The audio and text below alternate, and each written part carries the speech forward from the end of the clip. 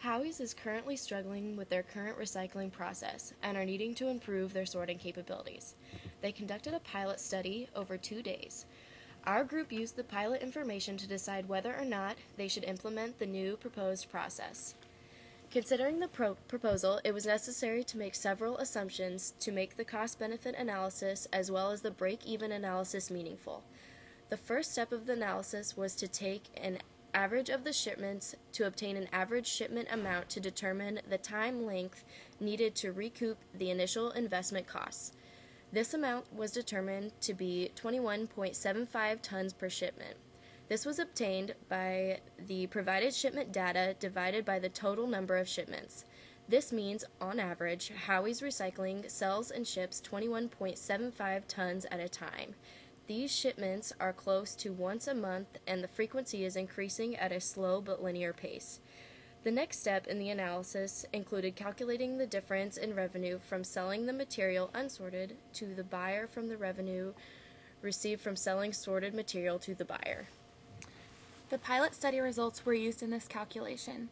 These results included each material's weight multiplied by the revenue per pound for each material respectively. After adding up all of the revenue received from sorted material, the revenue per ton was $174.72.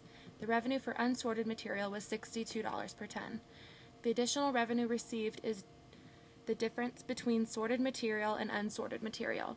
This came out to be $112.72.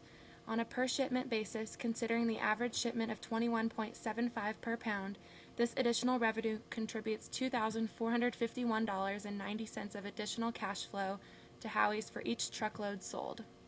Not including the additional sorting costs incurred by the employees during the pilot study, the initial $4,500 investment in the proposed process would be recouped in 1.835 shipments. On a time basis, this would be approximately a 2-month period. The costs incurred from the work being done manually by the employees were 35 man-hours multiplied by the hourly cost of $25 per hour. This totaled to be $875 for the entire pilot study period. When these costs are added to the initial conveyor belt purchase to the total capital invested in this proposal is $5,375. When this is added, the payback period is slightly lengthened to 2.192 shipments. The payback period was calculated by the initial investment with and without the employee hour costs divided by the additional revenue per ton multiplied by the average shipment. For both, the results are near the 2 shipments mark. With all things considered, this is a solid investment for Howie's Recycling. And because of this data, we strongly recommend Howie's Recycling Incorporated to implement the proposed process.